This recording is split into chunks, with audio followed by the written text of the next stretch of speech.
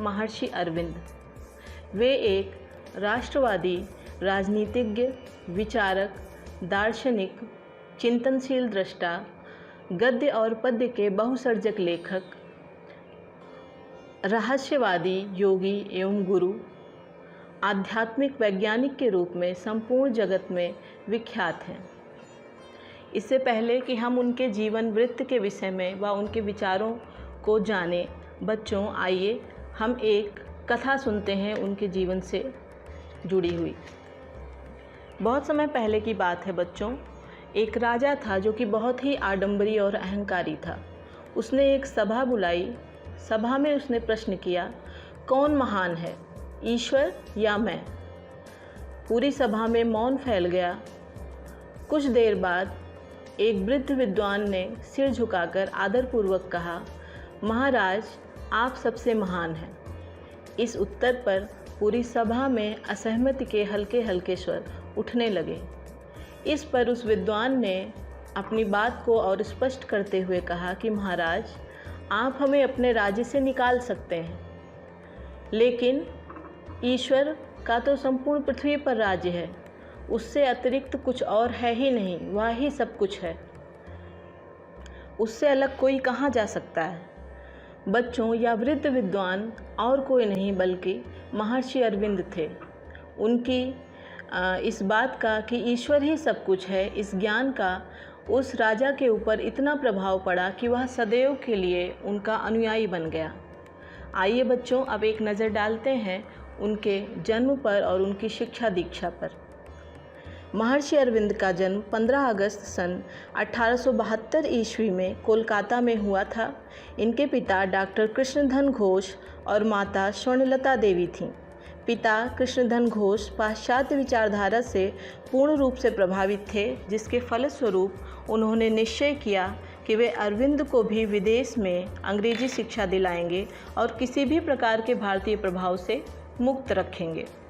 वास्तव में वे अरविंद को ICS पद के योग्य बनाने की महत्वाकांक्षा पाले हुए थे, जो कि उस समय बंगाली भद्रलोक में बड़े ही विस्मय एवं प्रशंसा के भाव से देखा जाता था। तब बेचारे घोष को क्या पता था कि नियति ने अपने गर्भ में अरविंद के लिए कुछ और ही छिपा रखा था। इतने प्रतिबंधों के बावजूद भी श्री अरविंद आगे चलकर एक क्रांतिकारी, एक स्वतंत्रता सेनानी, एक महान भारतीय राजनीतिज्ञ, दार्शनिक तथा वैदिक पुस्तकों के व्याख्याता बने। प्रारंभिक शिक्षा के लिए बालक अरविंद का प्रवेश दार्जिलिंग के लोरेटो आवासीय स्कूल में कराया गया।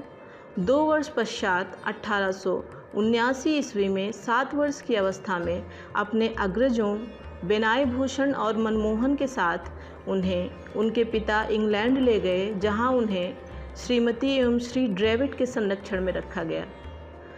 कम उम्र की वजह से कुछ समय तक ड्रेविड दंपति ने उन्हें घर पर ही पढ़ाया। कुछ समय बाद जब वे ऑस्ट्रेलिया चले गए, तब श्री अरविंद ने 1884 ईस्वी में सेंट पॉल स्कूल में प्रवेश लिया। इस स्कूल में वे इटालियन, जर्मन, ग्रीक एवं आधुनिक यूरोपीय भाषाएं सीखने लगे। इसके बाद सन 1890 में कैम्ब्रिज के किंग्स कॉलेज में प्रवेश लिया और कई वर्षों तक अध्ययन किया। यहाँ पर अध्ययन करते हुए श्री अरविंद ने प्रथम प्रयास में ही भारतीय सिविल सेवा की लिखित परीक्षा उत्तीर्ण कर ली और 250 सफल प्रतियोगियों में 11वां स्थान प्राप्त किया। परंतु इस नौकरी के प्रति वे बहुत इच्छुक नहीं थे, अतः जानबूझकर घुड़सवारी की परीक्षा में विलंब से सम्मिलित हुए और परिणाम स्वरूप असफल घोषित कर दिए गए। अरविंद इंग्लैंड में उच्च शिक्षा प्राप्त करने के बाद अधिक समय तक न रुक सके। वहाँ रहते हुए उनके मस्तिष्क में लगातार अपने देश की स्वतंत्रता का विचार उथल पुथल मचा रहा था। बचपन से ही वे अपने देश से दूर रहने के कारण भारतीयों एवं भारतीय संस्कृति के बारे में जानने को उत्सुक होने लगे। उन्होंने भारत लौटने का निश्चय किया। यह वर्ष 1893 की घटना है जब अरविंद ने भारत लौटने का निश्चय किया। यह वर्ष भारत में नवजागरण की दृष्टि से अत्यंत महत्वपूर्ण था।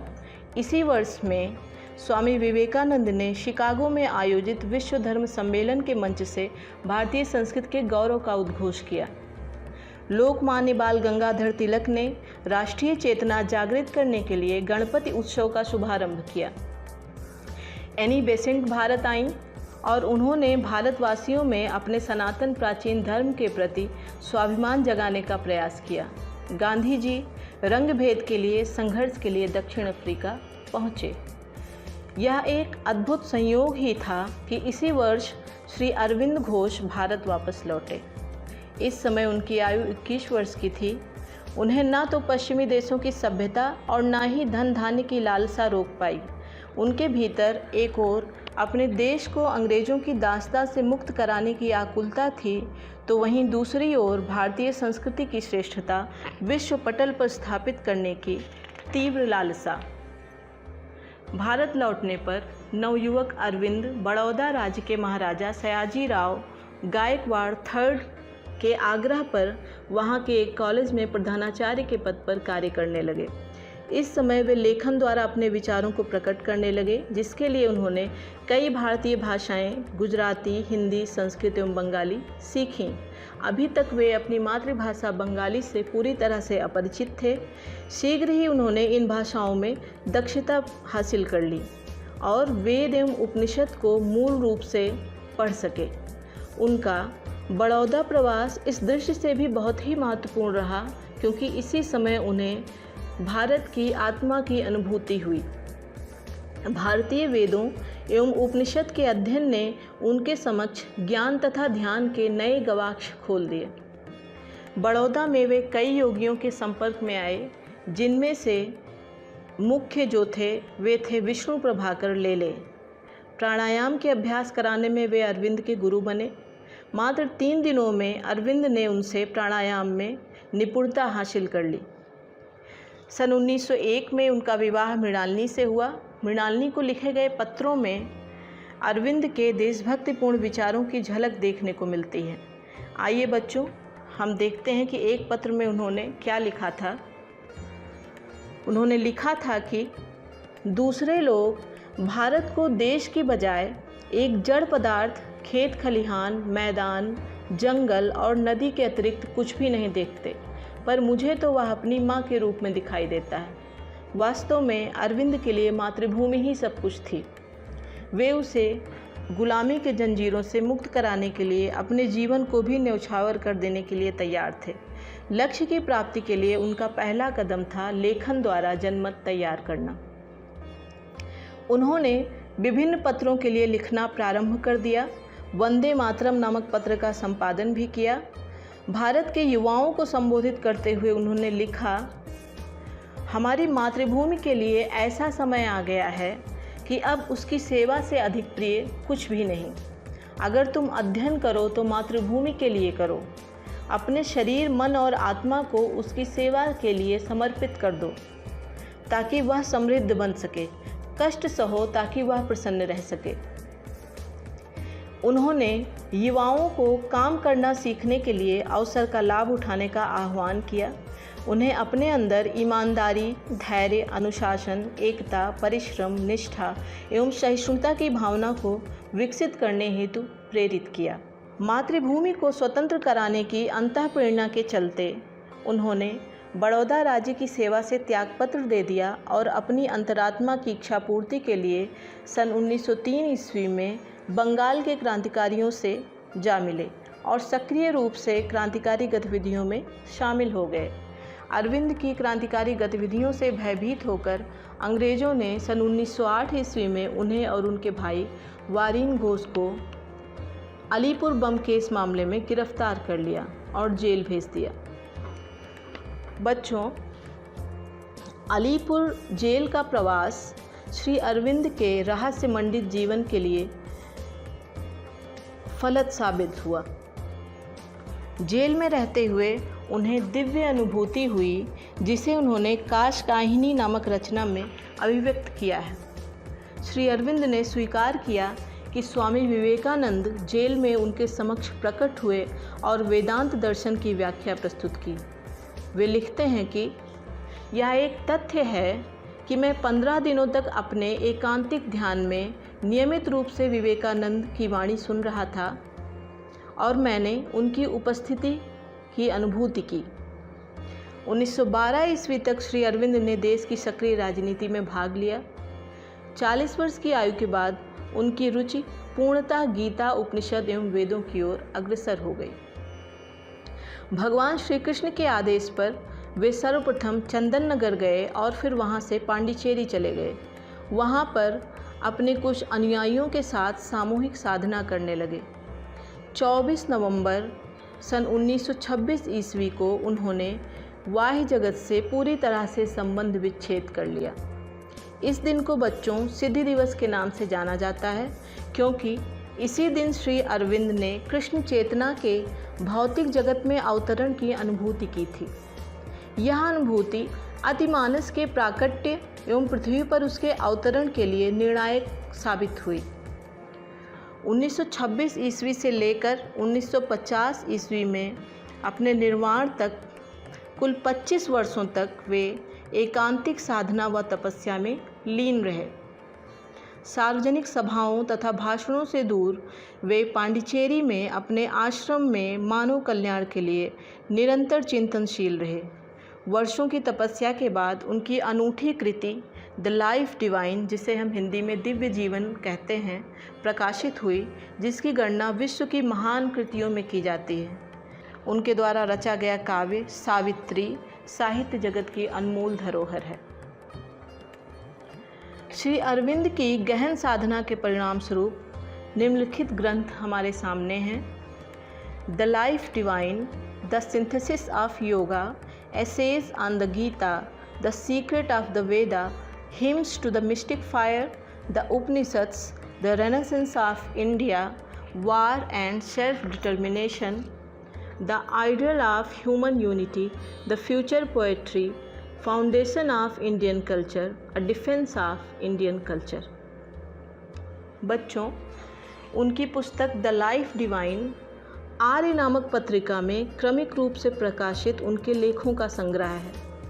अपने लेखों के माध्यम से श्री अरविंद यह प्रमाणित करते हैं कि अनुभवातीत ब्रह्म अपनी लीला के माध्यम से अनुभव किए जाने वाले रूप में स्वयं को व्यक्त करता है। आगे वे विश्लेषण करते हैं कि यह विकसनशील संसार एक ऐसे नए संसार के रूप में दृश्यमान हो सकता है जिसमें मानव जाति से उच्चतर जाति पाई जाए। यह उसी प्रकार हो सकता है जिस प्रकार पशु जाति से मानव जाति का विकास हुआ है।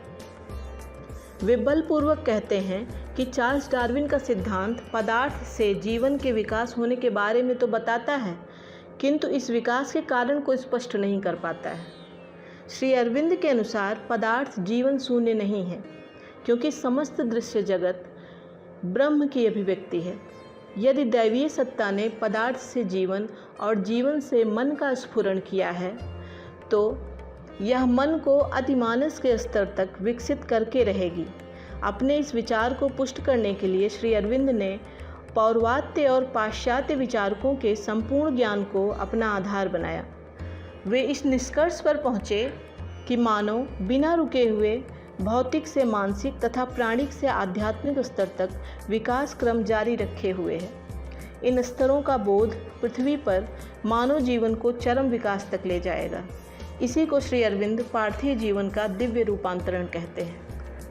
निस्संदेह द लाइफ डिवाइन एक ऐसी पुस्तक है जो मानव के संपूर्ण एवं संश्लिष्ट व्यक्तित्व तथा संसार के साथ उसके संबंध को समझने में अत्यंत सहायक है।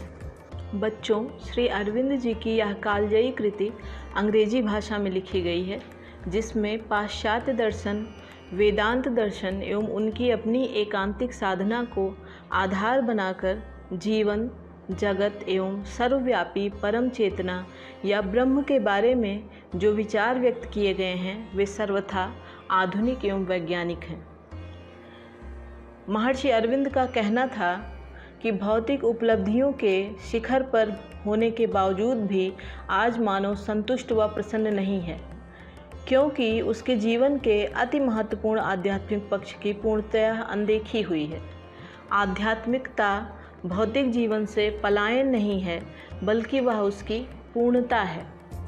यदि भौतिकता वृक्ष है, तो आध्यात्मिकता उस वृक्ष की जड़ है।